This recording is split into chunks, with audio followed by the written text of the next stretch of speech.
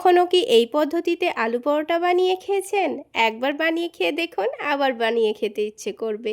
তাছাড়া আলাদা করে সবজি বানিয়ে খাওয়ারও কোনো রকম ঝামেলা থাকবে না। আর তাছাড়া মজার ব্যাপার হলো এই আলু পরোটাগুলো বানানোর জন্য মাখা বেলার কোনো রকম ঝামেলা থাকবে না। আসসালামু আলাইকুম বন্ধুরা, কিচেন বাঙালিয়ানা চ্যানেলে আপনাদের সবাইকে স্বাগত জানাই। তো সবার প্রথমে একটা মিক্সিং বোলের মধ্যে 1.5 কাপ পরিমাণ ময়দা নিয়ে নিচ্ছি।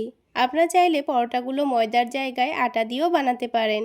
এবার এখানে দিয়ে দিচ্ছি সামান্য পরিমাণ লবণ আর দিয়ে দিচ্ছি হাফ টেবিল চামচ মতো চিনি। তারপর প্রথমে 1 কাপ পরিমাণ পানি দিয়ে দিচ্ছি। এবার একটা হ্যান্ড উইক্সের সাহায্যে প্রথমে একটু ভালো করে মিশিয়ে নেব। তারপর আবারও 1 কাপ পানি দিয়ে দিচ্ছি। এখানে 1.5 কাপ ময়দার জন্য আমি টোটাল 2 কাপ পরিমাণ পানি দিয়েছি। একটু সময় নিয়ে ভালো করে মিশিয়ে নিতে হবে যেন এই ব্যাটারের মধ্যে একটুও দলাভাব না থাকে। তো কিছুক্ষণ খুব ভালো করে হ্যান্ড উইক্স দিয়ে ফেটিয়ে নিয়েছি। আর একটা চামচ দিয়ে আপনাদের দেখিয়ে দিচ্ছি, দেখুন এর মধ্যে কিন্তু একটুও দলাভাব নেই। এবার এই ব্যাটারটাকে ঢেকে আমি 5 মিনিটের জন্য রেস্টে রাখবো। ততক্ষণে এই ব্যাটারের মধ্যে চিনিটাও ভালোভাবে গলে যাবে আর আলুর পুরটাও তৈরি হয়ে যাবে। তো আমি আগে থেকে দুটো আলু মধ্যে থেকে কেটে ভালো করে সেদ্ধ করে নিয়েছিলাম। আলু দুটোকে কাঁটা চামচ দিয়ে গরম থাকা অবস্থায় ভালোভাবে ম্যাশ করে নিচ্ছি। তো আলুটা দেখুন খুব সুন্দর করে ম্যাশ করে নিয়েছি। আলুটাকে এই বাটির এক সাইডে সরিয়ে রেখেছি। তারপর কয়েক কোয়া ভাজা রসুন নিয়ে নিচ্ছি। রসুনগুলোকে একটা কাঁটা চামচ দিয়ে ভালো করে ম্যাশ করে নেব। এই আলুর পুরটা কিন্তু আমি কোনো রকম রান্না করব না, রান্না করা ছাড়াই কিন্তু এই আলুর পুরের টেস্টটা দারুণ আসবে। তো তার জন্য দেখতে থাকুন আমি আলুর পুরটাতে কি মশলা দিচ্ছি। তো রসুনগুলোকে ভালো করে ম্যাশ করে নেওয়া হয়ে গেল। এবার এখানে দিয়ে দেব অল্প একটু পেঁয়াজ বেরেস্তা। এই ভাজা রসুন আর পেঁয়াজ বেরেস্তাটা দিলে কিন্তু আলুর পুরটা খেতে ভীষণই টেস্টি হয়। এবার দিয়ে দিচ্ছি স্বাদ মতো লবণ, দিয়ে দিচ্ছি চাট মশলা আর খুবই সামান্য পরিমাণ দিয়ে দিচ্ছি কাশ্মীরি রেড চিলি পাউডার। তাহলে এই আলুর পুরটা খুব বেশি ঝাল হবে না আর খেতেও ভীষণ ভালো লাগবে। আর যে তেলটা দিয়ে আমি পেঁয়াজ রসুন ভেজেছিলাম সেই তেলটা 1 চামচ দিয়ে দিয়েছি। আর সবশেষে দিয়ে দেব 2 টেবিল চামচ মতো টমেটো সস। এই তো হয়ে গেল, এখানে আর কোনো রকম মশলা ব্যবহার করব না।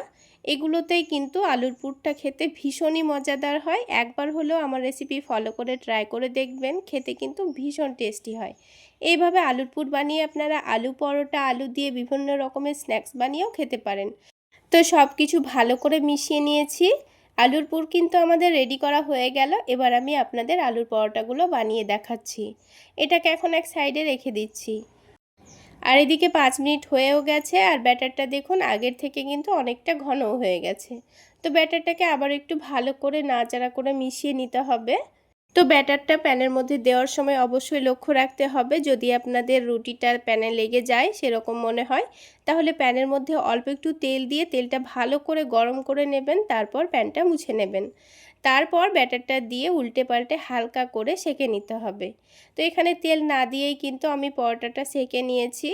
তো এইভাবে করে আমি আপনাদের আরও একটি পরোটা ভেজে দেখিয়ে দিচ্ছি। দেখুন কোনো রকম তেল ছাড়াই কিন্তু প্রথমে পরোটাটা সেঁকে নিতে হবে। এইভাবে প্যানের মধ্যে 2 চামচ ব্যাটার দেওয়ার পর রুটির মতো করে শেপ দিয়ে নিচ্ছি। তারপর একদিকটা যখন হয়ে যাবে এটাকে উল্টে দেব। তো দেখুন হালকা কালার চলে আসলেই কিন্তু আমি পরোটাটাকে তুলে নিচ্ছি। তো দুটো পরোটা কিন্তু আমার সেঁকে নেওয়া হয়ে গেল। ঠিক একইভাবে আমি বাকি পরোটাগুলো সেঁকে তুলে নেব।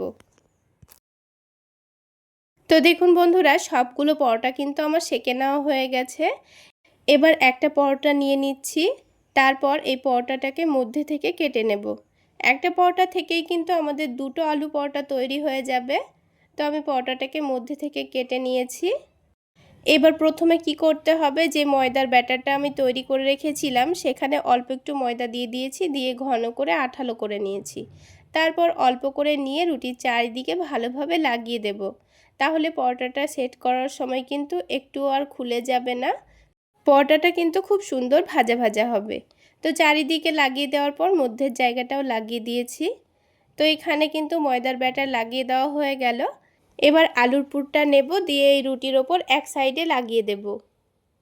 তো এখানে আমি যেহেতু পরোটাগুলো ছোট ছোট করে বানাবো তাই অল্প করে আলুর পুর নিয়ে নিচ্ছি।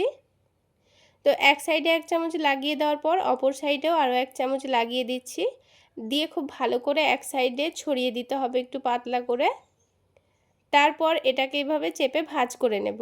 তো যেহেতু ময়দার ব্যাটার দেওয়া ছিল তাই কিন্তু এটা খুব অল্প সময়েই সেটে যাবে, কোনো রকম চাপাচাপির কোনো ঝামেলা নেই। তো দেখুন এইভাবে করে আমি প্রথমে সবগুলো নাস্তা তৈরি করে নেব। তো বন্ধুরা, আমার এই রেসিপি ফলো করে একবার হলেই নতুন পদ্ধতির আলু পরোটা আপনারা বানিয়ে খেয়ে দেখুন। সত্যি বলছি, একবার খেলে আবার বানিয়ে খেতে ইচ্ছে করবে। তো সবগুলো আলুর পরোটা আমি এখন রেডি করে নিয়েছি। তারপর আরও একটা কাজ করে নেব। তো আলাদা একটা বাটির মধ্যে দুটো ডিম ভেঙে নেব। এবার এই ডিমের মধ্যে দিয়ে দেব অল্প একটু লবণ, আর তার সাথে দিয়ে দিচ্ছি খুবই সামান্য পরিমাণ হলুদের গুঁড়ো, আর দিয়ে দিব অল্প একটু মরিচের গুঁড়ো, আর তার সাথে টেস্টটা একটু বাড়িয়ে নেওয়ার জন্য দিয়ে দিচ্ছি চাট মশলা।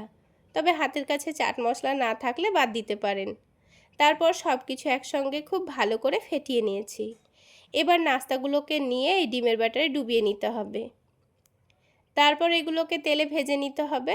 তবে আপনারা যদি চান ডিমের ব্যাটারে না ডুবিয়ে ভাজতে, তাও কিন্তু এটা খুব সুন্দর করে ভেজে খাওয়া যাবে। এবার প্যানের মধ্যে অল্প একটু তেল দিয়ে প্যানের চারিদিকে তেলটাকে ভালো করে দুলিয়ে দিয়েছি। তারপর তেলটা যখন হালকা গরম হয়ে যাবে তখন এখানে ডিমের ব্যাটারে ডুবিয়ে নাস্তাগুলো দিয়ে দিয়েছি। তো একসাথে কিন্তু আমি দুটো পরোটা ভেজে নিচ্ছি। তবে বড় যদি প্যান হয় একসঙ্গে কিন্তু 4টা পর্যন্ত ভাজা যাবে। তো উল্টে পাল্টে যখন খুব সুন্দর কালার চলে আসবে তখন এটাকে তুলে নেব।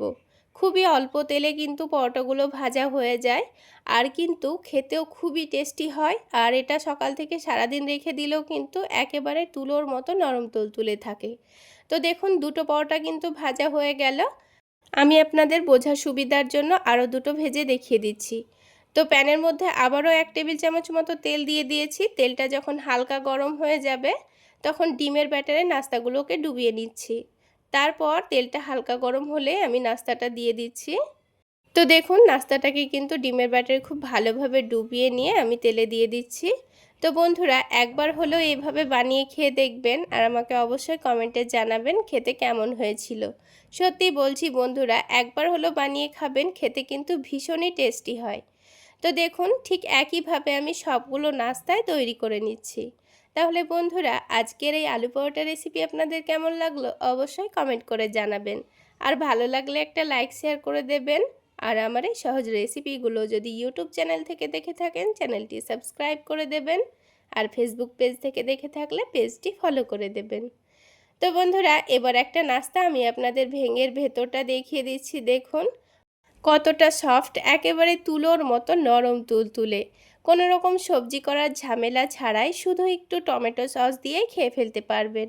তাহলে বন্ধুরা, আজকে এই পর্যন্তই। সকলে অনেক বেশি ভালো থাকবেন, সুস্থ থাকবেন।